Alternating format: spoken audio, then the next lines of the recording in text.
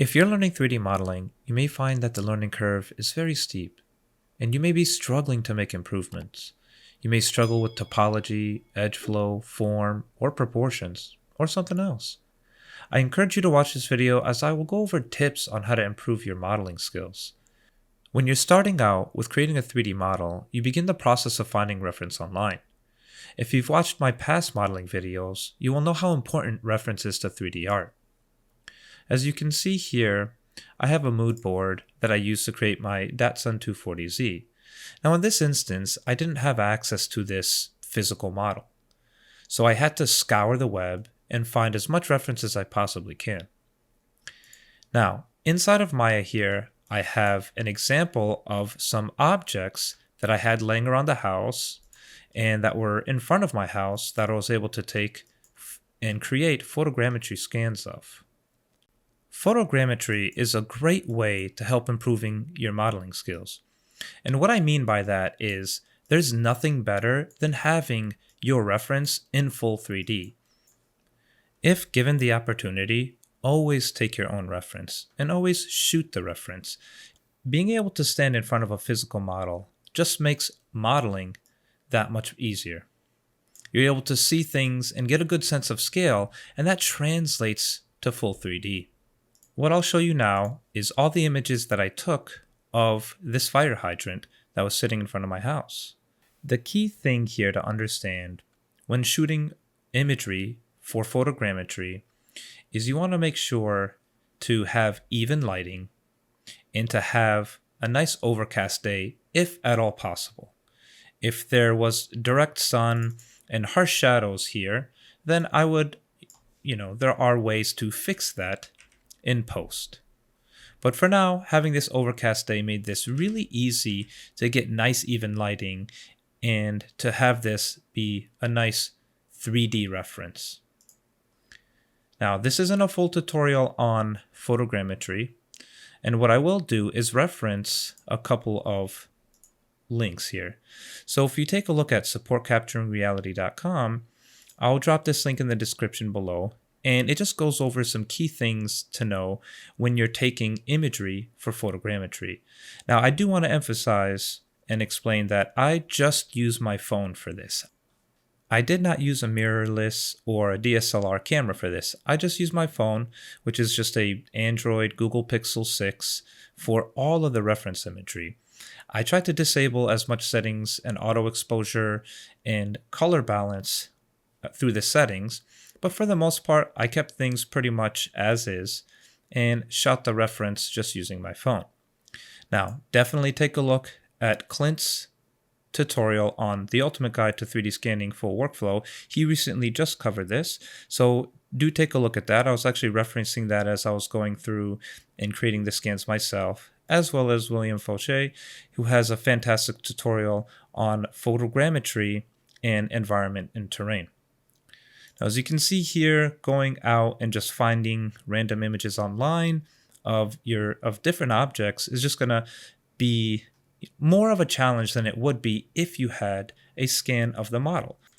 Now, if you are new to photogrammetry, I will at least cite a couple of software that you can use. One being, I would say, is the industry standard, which is reality capture. It is very easy to use. This is just a blank scene, new project, and we're on this single pane view here. I can simply go to my images folder, grab all of the images that I want, left click drag, drop that into this window pane. Then I can go to alignment and hit align images. I'll go ahead and let that process. All right, so it went ahead and finished processing, and very quickly I can just tell it what area to focus on by adjusting these nodes here, or these gizmos here. This is called the reconstruction region. I can kind of bring this down here so it doesn't have to worry about processing more than it needs to. Now you can see that for some of my images it created two components here. I ran through and did some tests, and I was pretty happy with a simple result of just using a single component.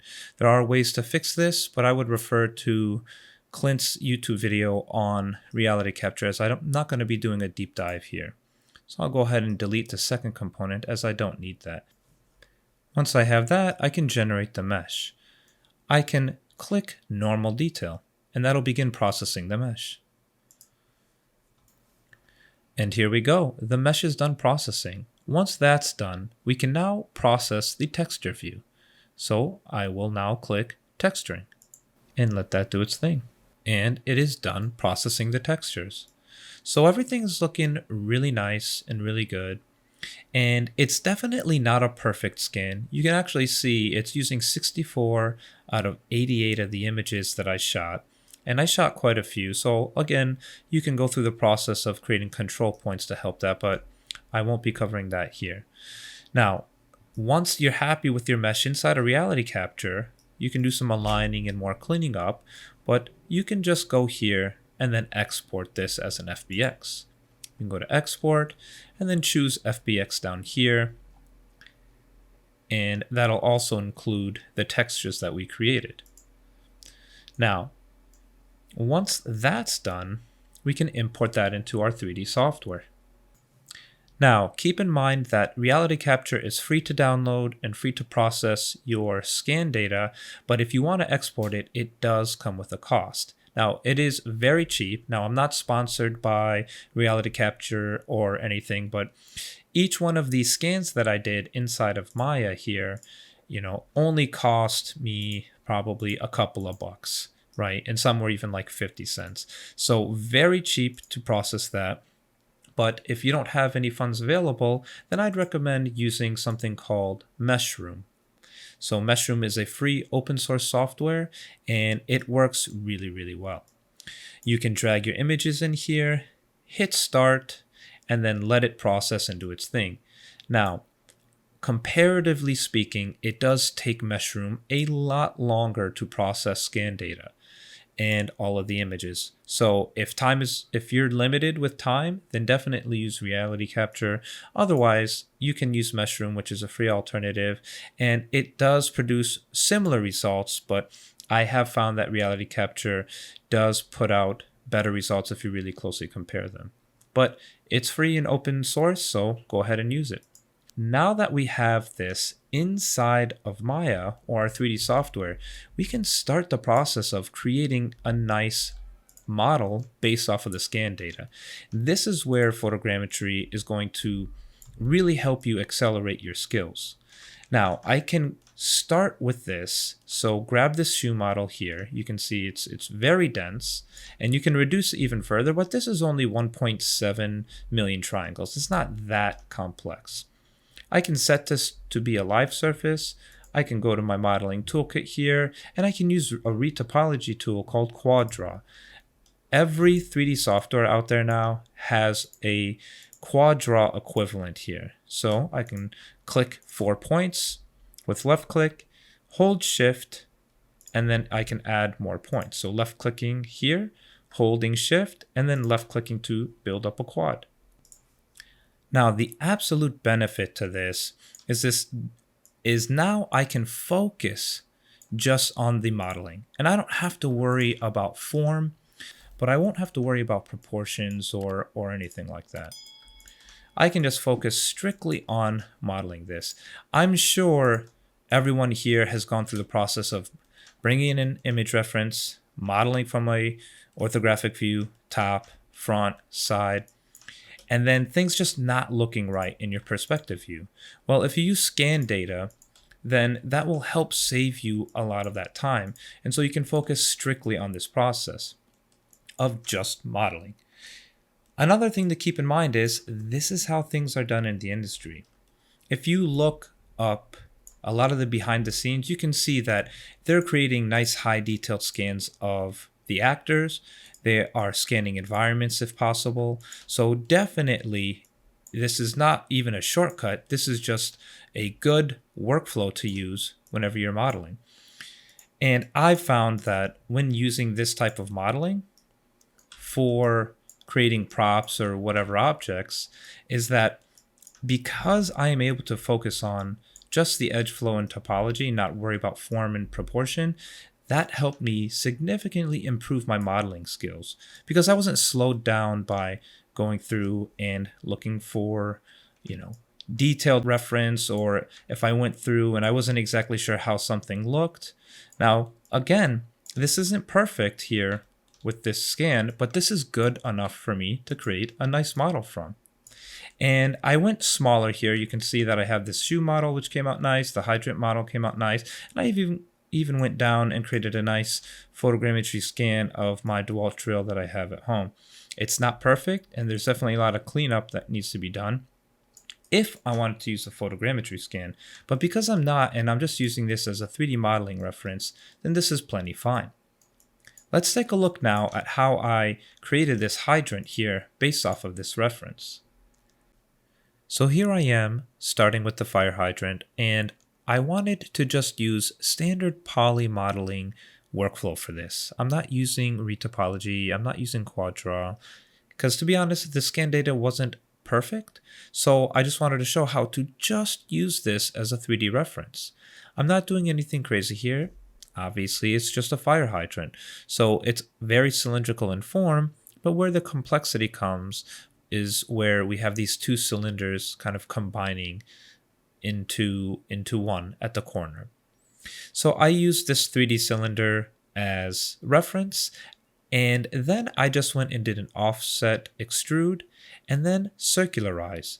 I adjust the settings here so it actually conforms to the form of the cylinder, and that allows me to extrude and move. I of course have reference on the other side of the monitor, on my second monitor I should say, and so that allows me to see things in higher detail. But for 3D reference, this photogrammetry scan is absolutely fantastic. And as you can see here, it is just allowing me to focus on modeling. I'm not second guessing anything. I'm not worried about proportions and scale and measurements or anything like that. I am just focusing on modeling because all of that is taken care of because I have the scan data. Now you can see I've duplicated and rotated it, and this is what I meant by the complexity of combining these two cylindrical pieces into one. So I go through and I cut, and then I'm going to do some welding here, and I'm going to do some cleanup on merging the vertices. After I get everything merged and cleaned up there, I now add in some holding lines, and I want to add this other kind of welded piece that comes out. I'm just extruding faces here and using a bridge workflow, not extrude, but I am using bridge with curvature and blend. And then I merge and clean all those vertices and edges up. So it's starting to look really good and it's starting to get the form that we want. And then I now go in and use my holding lines and add in my holding lines. I did create this as a sub D model. This is not a low poly model. And I of course can then bake down that detail down to a low poly model if I so pleased. And I'll begin just separating it out from top piece and bottom piece. And then I can go in and add more holding lines and do some cleanup on the edge flow to minimize artifacting here. Now, I did cheat a little. I went and grabbed some bolts that I've modeled before, and I used those for the piece here on the bottom. I get those in position, and then I just use a duplicate instance, and that gives me exactly what I need. I then use that piece for the top hexagon, and I put that in position, adjust vertices, add in holding lines, and things are starting to look really good. Now, I couldn't use that here because this is a 5-sided or a pentagon style lug nut or bolt, so I had to just model this from scratch so you can kind of see how I'm doing that here. If you guys are interested, I can certainly cover this in more detail, but I at least wanted to show you how you can simply use photogrammetry as 3D reference to create any prop that you have around you. So if you are unable to use photogrammetry, or frankly you don't want to learn that workflow, then you can find models online here.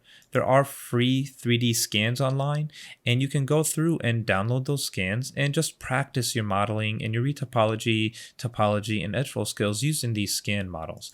You can, of course, check out 3D Scan Store, where they have just some fantastic scans, and they even give you this nice head, this nice bust, and even give you some example or even fully retopologized models that you can use as reference. So it just helps breaking down topology and edge flow from form and proportion when learning 3D modeling. And to be honest, this is just a fun workflow to be able to go out or grab props from just on your desk or in your room or in your home, and to be able to create a full 3D photogrammetry scan of it is fantastic. Now, you can, of course, leverage this photogrammetry scan and do some baking down to the original model if you wanted to, and I can possibly cover that in a future tutorial. I actually was really happy how this pineapple turned out because I didn't expect it to just do it so well. That was one of the reasons why I did make sure to use props on the side for the photogrammetry. And this is what I mean. You can see what I did here for the drill is I just have this on this little workbench of mine, and it was able to use that to kind of better track things going around. So that made it really easy. I, of course, just removed that from the scan data, and you can see how that came through here with this pineapple. So again, this was really, really good for using for photogrammetry, and you can just kind of see how I went through and captured all those images. So I definitely encourage you to use this workflow to help improve your 3D modeling and 3D art skills. I've been seeing a lot of photogrammetry tutorials and videos out there, and so I wanted to make sure to include how you can use photogrammetry to just improve your modeling skills. So with that, if you found this helpful, be sure to give me a like. It helps the video and helps it being shared and gets it to more people. And of course, if you want me to cover anything else regarding photogrammetry, 3D modeling, and 3D art, let me know down below and I can cover that in a future video. So with that, take care and I'll see you around.